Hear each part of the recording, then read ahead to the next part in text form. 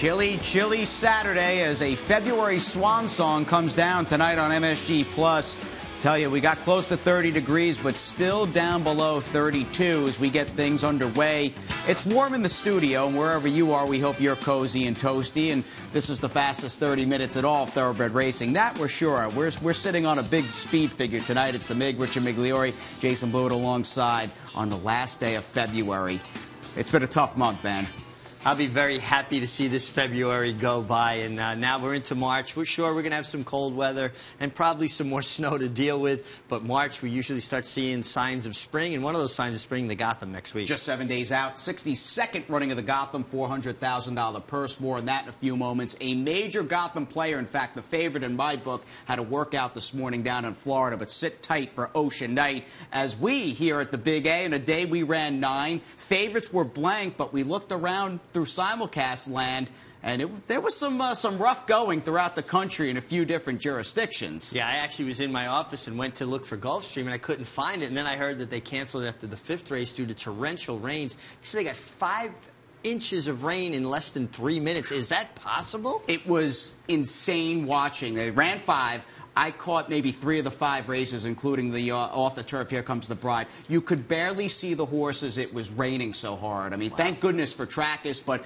long story short, both the Swell that featured Daredevil and the Palm Beach for 3-year-olds on the turf will be rescheduled next Saturday. Is that an issue for Daredevil going forward? Well, I do think it becomes somewhat of an issue because it gives him one less week to shop around for his next start after the Swale. The Swale was a stepping off point, but now he might be a little bit in crunch time to find his next prep if, in fact, the Kentucky Derby is one of their goals. And out in Arkansas, a chilly few days. They canceled at Oaklawn Park yesterday. They canceled and pulled the plug on their Saturday card. We hope they're running tomorrow because they've got a 9-race program headlined by a returning Grade 1 winner in the Big Beast who has not raced Mig since winning the King's Bishop on that Travers undercard. Yeah, he's not under the same kind of time constraints because he's not looking for Triple Crown races. He's a 4-year-old, but he's getting his campaign started as a 4-year-old after being off for a considerable amount of time. He hasn't run since winning the King's Bishop as we're watching it here and showing a different dimension this day coming from just off the pace. But he's so aptly named, Jason, the Big Beast. He is a big, imposing horse that is exciting. I think it's going to be fun to watch how he's developed as a 4-year-old. Right, and now 4-year-old colt by Yes It's True. Perhaps he has even grown up in the time from the King's Bishop towards the end of late August through Sunday, March 1st, when he comes back off the layoff. A layoff, in fact, that was prompted by a slight ankle chip being removed post-King's Bishop for Tony Dutrow. Good to have him back. He's 6-5 on the morning line over at Oaklawn Park, beneath jockey Ricardo Santana Jr. You might get a bit more than 6-5 on the unbeaten Ocean Night because he's a pretty good horse, but he lands in what should be a pretty deep edition of the 2015 Gotham, and he, of course, tuned up for his trip to the Big A with the Breeze and 49-4 down in Florida. A typical Kieran McLaughlin Breeze, just a maintenance move. He won the Sam Davis here. I thought he was very impressive, overcoming a wide trip and not really being abused to win. He's going to have to step his game up, though, because I think this Gotham's coming up exceptionally competitive, and it's going to be a big, solid field. He's going to have to take another step forward, but he certainly looks like he has the opportunity to do that. And it seems like Kieran's major 2 contenders for this year's Gotham, both Ocean Night and Classy Class, have gotten their final preparations out of the way. Classy Class, who picks up Junior Alvarado, breezed a half at Belmont Park yesterday in 49 seconds flat. But this does seem like a pretty deep Gotham when you consider Ocean Night catching a whole bunch of horses dropping out of the February 7th withers. Yeah, and it's going to be a big field, and post positions are going to become important, too. You don't want to be drawn too wide, 2 turns here at Aqueduct. But he overcame a wide trip there. He's won on the inner track. There's a lot to like, but he's fitting in a lot of racing in a short period of time, but he is a good horse. 85 Kentucky Derby points up for grabs as those prep races really pick up intensity. Saturday is going to be a good one. More on that as this show progresses. But what happened today? There was a pick 6 carryover of more than 15,000, and we will get you right into race number 5, the final leg of Saturday's pick 5 with Travis Stone in the booth. Right out after that lead, Read the Mirage comes away in second. Leilani's Ticket of the Outside is third. Dude comes away fourth and is racing up on through between horses, but down the backstretch, and it is Brass Pear, who built a 3-length lead, but is wrangled back, and here comes Dude up to within a length of Brass Pear, who holds on to that lead, heading for the half-mile pole. Read the Mirage toward the inside, racing third. Leilani's Ticket is fourth. Chapman in amongst horses, while fifth. Harpoon wide in sixth. Round is in behind them, seventh at a break at 2 back to Matterhorn, who's at the back of the field. Rounds the far turn, 3 furlongs to go. Brass Pear got away with a quarter in 23 and 4, holds a 2-length lead. Dude, Read the Mirage, giving chase second and third. Leilani's Ticket comes wide off the turn in fourth. Chapman is fifth. The rest really have to get going. Top of the lane, and Brass Pear is still with a 2-length lead, heading for the final eighth. Dude is plugging away and is getting closer at the 8th pole. Brass Pear still with that lead. Dude narrowing the gap. These two down to the final 16th. Leilani's Ticket third on the outside, heading for the wire. Brass Pear, Dude, final try. Dude just in time. Brass Pear led every step at the last. Dude, a look at him post-race beneath Cornelia Velasquez, was up close to a pace mig that turned out to be on the moderate side, and he was pretty game in winning. And that was the key to victory, staying close enough to Brass Pear, who was not setting an extremely fast pace. And coming out of that mile race, you knew he would have the foundation to grind him down in the typical strong Cornelia Velasquez finish. This gelding by City Place, David Jacobson's done some pretty good work picking up horses out of town. Horse began the winter down at Gulfstream Park. He is now in the Big Apple with David Jacobson, who was with the MIG after taking today's 5th. David, Dude started out in Florida. You brought him up here. What goes into the decision process to bring a horse from south to north? Well, the purses are a lot higher here, and he's a good horse like Dude is, he can earn more money here, and so we brought him up here. And it looked like turning back from the mile, his finishing kick was a little bit stronger. Oh yeah, that was the plan with Cornelia. We discussed it before the race, and I just told him to sit, keep a good eye on Michelle's horse, and we try to catch him, and we did. We've had a tough winter weather-wise. Salutos Amigos pointing for the Tom Fool. How's he doing? Salutos doing real well. He's missed, like we said, he's missed some training. We're a little bit concerned about him being fit enough for the Tom Fool, but if we don't miss any more days, we should be able to. He should be able to run real good in that race. Yeah, I know every trainer has to deal with the weather, but how difficult is it keeping horses going that aren't going to run every other week or every 3 weeks? Well, the horses that run often, that like now that they've lifted they've lifted the ban where we can run these horses, they stay fit and they stay sounder. And you have to keep training these horses on and off with the weather conditions. One day we have a track, one day we can train, and then we can't. It makes it very difficult, not only for me, but for all trainers. David, thank you. Continued success. Thanks, Rich. Thank you. So that race worked out in the favor of Dude. Fairly average pace. 20/20 hindsight, do you get a bit more aggressive with the 9-5 favorite Brass Pear instead of leaving everybody in the race off your flank? Yeah, I do think after the first quarter, you've got to spread the field. You've got to go on. You've got a horse capable of throwing in a 45 and change half. Use his speed to his advantage. I think the first quarter was fine. It was slow. The field was bunched up together. But now take them off their feet, let your horse rip, and make them work to stay with you. When Dude was that close to him, turning for home, with the foundation off the mile, you knew he was going to grind him down. And quickly, would you look for either one of the Todd Pletcher Tappet 4-year-olds who came off lengthy layoffs in race number 5, Matterhorn and Harpoon? Would you want either one of those two going forward? Well, I think they were at a distance they're not probably as comfortable with, so I think it was a good place to start for them. You gave them one more try stretching out.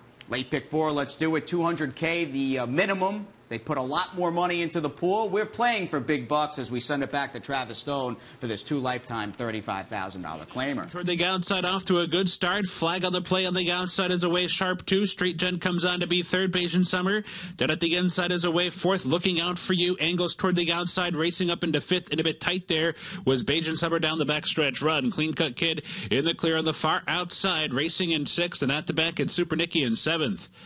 So heading for the far turn with Lane Allen in front. Flag on the play, seconded outside. Street Gent in cramped quarters, 3rd toward the rail. Looking out for you, perched out 3 wide. Putting in a bid now, looking out for you into the bid, moving up 3rd. Farther back, Clean Cut Kid is winding up from 4th. Patient Summers back in 5th. Super Nicky is 6th as they head for the top of the stretch. Lane Allen, flag on the play, looking out for you. These 3 hit the top of the stretch together. Clean Cut Kid has now moved up into the outside to fourth. Bayesian Summers back in fifth. Top of the stretch now. Flag on the play down inside. Looking out for you outside. These two head-to-head for long to go. Looking out for you now. Getting the upper hand and starting to pull away. Flag on the play back into second. Clean Cut Kid finishing okay. Third in the outside, but down to the line. Looking out for you. A two-length winner in the end. Clean Cut Kid was second. Flag on the play third. Bayesian Summer fourth. We don't have to go far for looking out for you. He's got the orange cap. Kendrick Carmouche. It did seem, Mig, he was pretty confident at around the 3/8 pole, just sitting on a ton 3 wide. He was locked and loaded. He looked like a winner every step of the way from the half-mile pole out.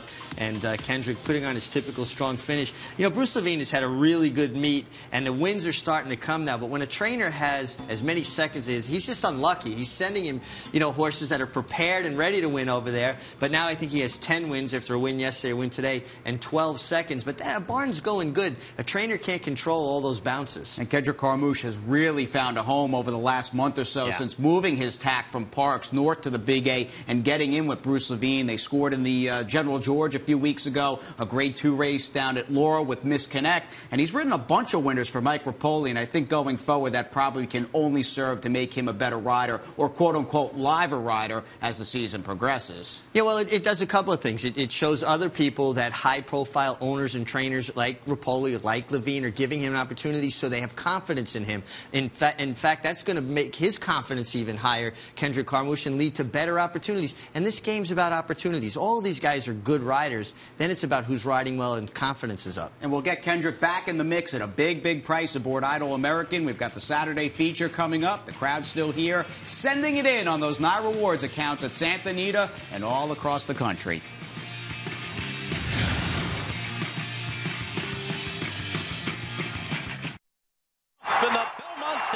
Start your summer at the Belmont Stakes Racing Festival. 3 days of exciting racing action. 10 million on the line. Live music, entertainment, food vendors, and more. Get your tickets today.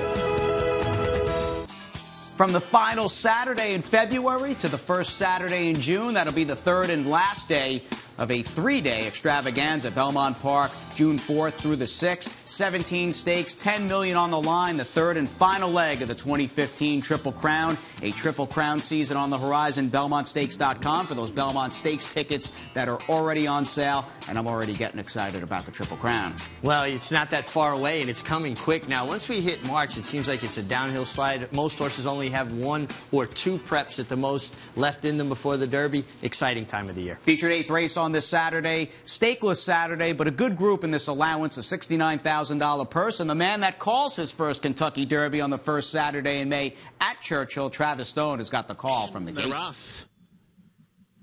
From the outside, Slanawalia races out after that lead. Went the day well, is away well. Running second on the outside. Bowman's Beast veered out at the start, but holds third toward the rail. Conspiracy's racing in fourth.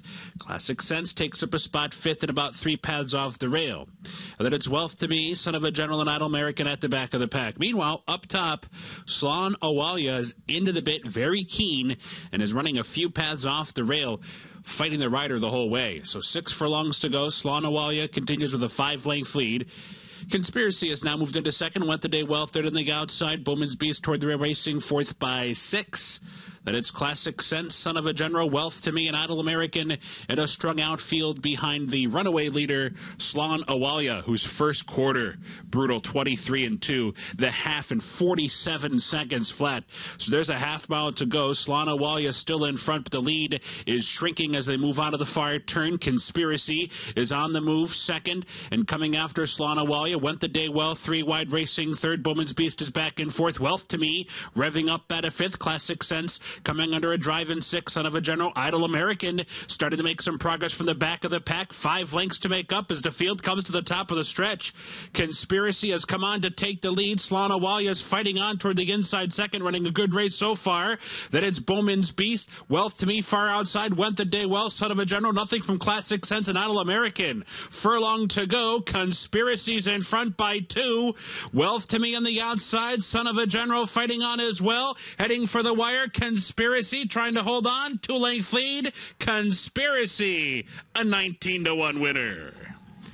Son of a General, Wealth to Me, Classic Sense. Tough day for the favorites. Again, they went 0 for 9, and the favorite in this race, Classic Sense, was never involved, but some big involvement from the horse in the white blinkers as Jeremy Rose stays busy on Conspiracy at $40 and change. Yeah, and he was the horse that got first run on the leader, Slanov Hal, who I think was rank, and I'm looking for him to turn back. Now the main track's going to open pretty soon. A one-turn 7/8 I think will suit him perfectly. But when you're in that position and the horse in the lead comes back to you, your horse's confidence blows up. Nice ride by Jeremy Rose. And a veteran trainer in the corner of Conspiracy and Bob Barbera, and good to see him, A, winning this race, and B, back with owner Joseph Bucci. I know they had parted ways, but Joe's got horses with Bobby once again, and it all worked out with Jeremy Rose aboard in our featured 8th race. On a card, again, the chalk players took it on the chin today. Some big prices, some decent prices coming your way as we send it back to Travis for the calls of 1, 2, 3, 4, 6, and 9. Song and Kitschy Warriors the field. It's the top of the stretch. Solly's Mischief rolls up to take over. Solly's Mischief has taken over the lead at the top of the stretch. Tug of War is fighting on in second. Lubengo's back in it on the outside. Here comes Lubengo closing down the center of the track with 1 furlong left. Tug of War is determined down inside, but with the momentum on the outside, it's Lubengo. Solly's Mischief between those two, but on the wire, it is Lubengo. A length and a half in the end. Solly's Mischief was second. Tug of War, good effort, third. Holy Invader, fourth. Meanwhile, taking a bad step, there was Papa's Missile and has been taken up. So the field, it's the top of the lane. And Awesome News has come on to take the lead and has opened up. Awesome News has opened up to lead by 3, now by 4. Naughty Grace fighting on. Splash of Sass, and on the outside is Sweet Nida heading into the final 16th of a mile. And it's Awesome News, a 2-length lead, a bit tired, but nonetheless is the winner. Splash of Sass got up for second. Naughty Grace was third, and Sweet Nida fourth. Fast Cash, Primetime City toward the inside. Hidden Warrior between those two's back to third. No Nukes is fourth. Winnitude is fifth. Only about 4 lengths to make up. 8th pole now. Hard Fast Cash driving on a 2-length lead. No Nukes has moved into second. Winnitude on the outside. Then it's Hidden Warrior and Primetime City. 50 yards left to go. Hard Fast Cash will get there. A length and a half winner. No Nukes was second. Winnitude was third. Catman Fu or Hidden Warrior. Suck It Up Buster inside with a narrow lead. David Rocks fighting onto the outside with Cats landing third, trying to close 100% in fourth. Furlong to go. Suck It Up Buster holding onto that lead, turning back David Rocks. Here comes Cats landing on the outside, and All Gold with a flying finish up the rail. Suck It Up Buster's begging for the wire. Here comes All Gold right up the rail. These two, All Gold got it. Right on the money at 34 to 1. Stretch.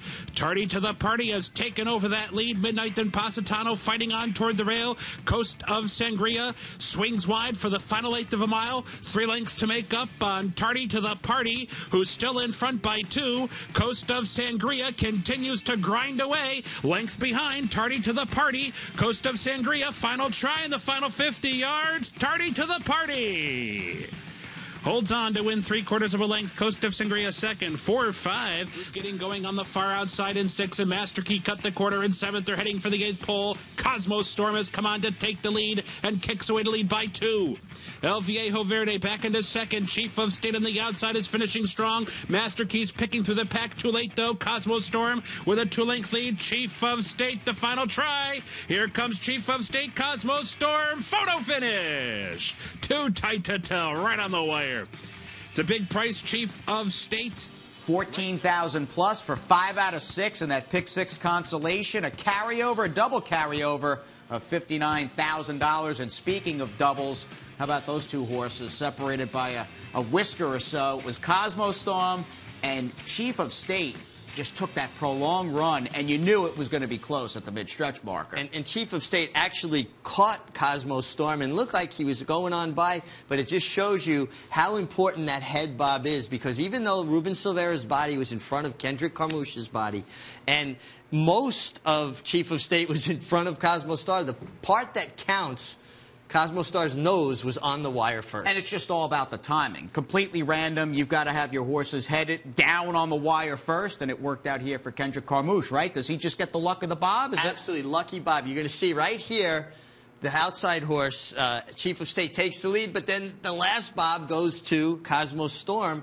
and that's all that counts. Whoever's nose is there first. But that was a clear illustration where one horse was in front of the other, but the other horse got the bob, and his nose was in the right place at the right time. 2 wins in today's guaranteed late pick 4 for Kendrick Carmouche, who's lined up with a bunch of live mounts here tomorrow afternoon. And again, all of us will be playing for some big bucks on that Sunday card that starts at 1:20 p.m. with the double pick 6 carryover. Frost Giant New York bred standout with the final card in February down. Let's go back to race number 2. A very polished first-time out effort from Rick Schosberg's firster, and awesome news, the name of this new face by congrats. Yeah, she really was professional until she hit the front, and then she got to lugging in a little bit, looking around. But this was a very well-meant, very well-prepared filly by Rick Schosberg. And John DeStefano, who runs in Black Swan Stable, does a really nice job of picking horses out. It was good to see these guys get this filly to win first time out. As you can see, she's laying in through the stretch, but pretty nice effort by a first-time starter. And here's a pretty nice stallion, Frost Giant. To inquire, give Eric Bishop a shout. Keen stud, $10,000 in the 2015 breeding season. Jockey standings on the afternoon. Irad Ortiz spent the day, was supposed to ride in the swale down at Gulfstream Park. Manny Franco is still on suspension, and Jose Ortiz, with those two guys out, picked up 2 wins, in fact, sweeping the early double. Yeah, Jose riding very well still and keeping his brother and his friend at bay for the moment, but we still got a long way to go. And Angel Cruz, like the way he's been riding, a little more aggressive. And Junior Alvarado, we can't say enough good things about him. Gary Gullo walked away with the 2nd in the first. Thought he was home at the 8th pole with Sally's Mischief. Linda Rice had a few short-priced horses lose on the day, but David Jacobson got to win number 26 for Star Walking Dude. And he kind of had a quiet week for, from David Jacobson standards, but it was good to see him in the winner's circle. And you know what? He's becoming a good interviewer. We're getting a little more experience with that. I like interviewing David. I like that as well, and he has improved greatly in that department. Mike Rapoli and David Jacobson locked at 12 wins apiece, as Mike, of course, sets his sights on running 2 horses in next Saturday's Gotham. Well, I'm sure he would like to get that one, put that one in the on the wall, so to speak. But Jacobson, Rapoli, Michael Dubb drawing away. These are Vinny Scuderi, Chester and Mary Broman, names that we're familiar seeing up on near the top of the leaderboard. How about the wheeling and dealing in the racing office with the Saturday claims? Another day on the inner track, in the horizon, in the rearview mirror. 2 pages of claims, among them the Rapoli drop down in race 7, looking out for you, who had a 2-way shake on him. Yeah, a couple of 2-way shakes there. Cosmo Storm, who won by a nose. Now, if you're Gary Contessa, you're hoping he loses by a nose. Right. So you still have that maiden condition, but at least he picked the right horse. Few tight photos on today's card. The last race, the race Suck It Up Buster, who was claimed from Tom Morley by Gary Gullo back in the 4th. Travis Stone certainly had his A game, and we'll preview the Sunday card with the double pick 6 carryover after this final timeout on a Saturday edition as the sun sets here at the Big A.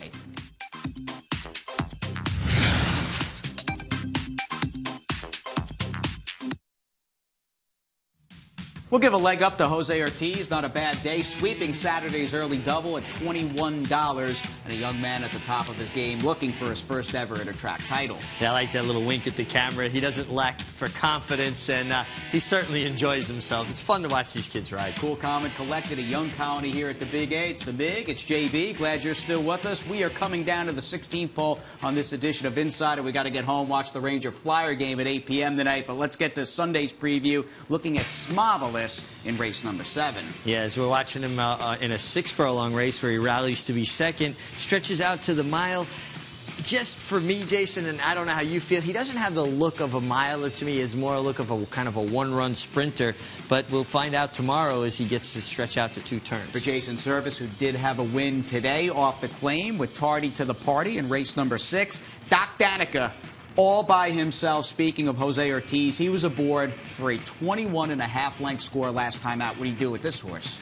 Well, you got to think that he enjoyed getting off the turf and hunt to the dirt. I'd say that's the case. I actually teased Rusty, Rick Violet's assistant, and you guys were setting him up to run on the dirt. He didn't beat much, kind of like Jackie Black we saw yesterday, but he was impressive, and you got to think they're going to use some of that speed from that outside post position. I like the job young Ray Handel has done. He's out on his own, a former assistant to Tony Dutrow.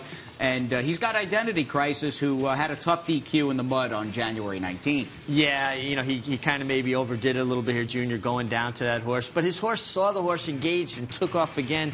He's got a great post position. He projects to work out a good trip, and he's got that hot riding Junior Alvarado riding him back. So I got to think the post position and the fact that he's already won this race, even though he was DQ'd, bodes well for him. He'll go from the inside post in race 7, which is obviously the 7th race on a day with some chunky-sized fields. I think we've seen with the cancellations coming back, these fields have swelled in numbers here at Aqueduct, and race 8 no exception, as we've got 3 pages of PPs to look at and 1 speedy J-bred in Green Grotto who's got a heart as big as Aqueduct. Yeah, and he likes to flaunt his speed. I think he's going to be controlling speed here. I really don't see anybody that can entertain him early, and he might have found the field that he can wire. Chris Englehart, Surbon, 100 buyer on a non-gold rail day. I looked at the fig and looking at Surbon winning on January 15th. I said, well, this must have been a speed track. This was a fair, even racing surface, and he's clearly at the top of his game right now. Now, he is at the top of his game, and he'll be in that perfect stalking position. He won't be in front of Green Grotto, and I think if he keeps in calling distance, of course, he's going to be tough. But for some reason, I think Green Grotto is just going to get away from everybody tomorrow. He's got that big speed. He deserves a nice win on the inner. He has run hard and tried hard against some better fields. Regulus, second off the claim for Rudy Rodriguez and Mike Dubb. Well, you know, they seem to do such good work, and then Michael Dubb, we know, claims horses with a certain idea. This horse ran well last time. There's no reason why he can't be lurking, stalking in behind them. And if Surbon goes after Green Grotto early, he could be the recipient of that perfect trip. It's a solid 7th race, solid 8th race, and we all start, in a way, with a new slate. It's the 1st of March, a new month, and they'll get off to a winning note. I have no doubt it's Andy and Maggie with who to look for tomorrow. I'm thinking of something different for Sunday. How about some good old-fashioned handicapping? Not much else seems to be working for me these days. I'm looking at the card. I'm looking through a lot of very, very, very difficult races, which is the kind of card you like because you don't have to be smart in too many spots. How about the 6th race?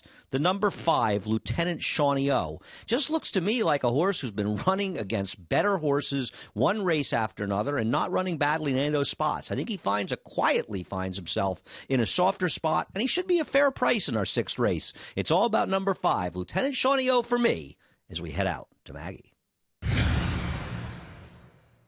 Thanks, Andy. Well, for today's Paddock Insider, going to take a look at race number 4. It is a maiden claiming 30,000, going the 6 furlongs, 4-year-olds and upward. And I'll take a look at the ever so hot Gary Gullo trainee. That is number 8 in here, Astron. And he's now 3rd off of a layoff. First race back, I think you can totally throw that one out as it was a sloppy track. He needed it. Second time back, ran 2nd. Okay, he's getting there. And that's what he looks like physically. Each and every time I see him, he tightens up in a race where, yes, you have the new face Jacobson horse coming up from the fairgrounds. Don't know what to expect from him, but all the other ones in here are pretty evenly matched. And just from a physicality standpoint, Astron, to me, stands above the rest. So that's your Paddock Insider for today. Rich, Jay, back to you.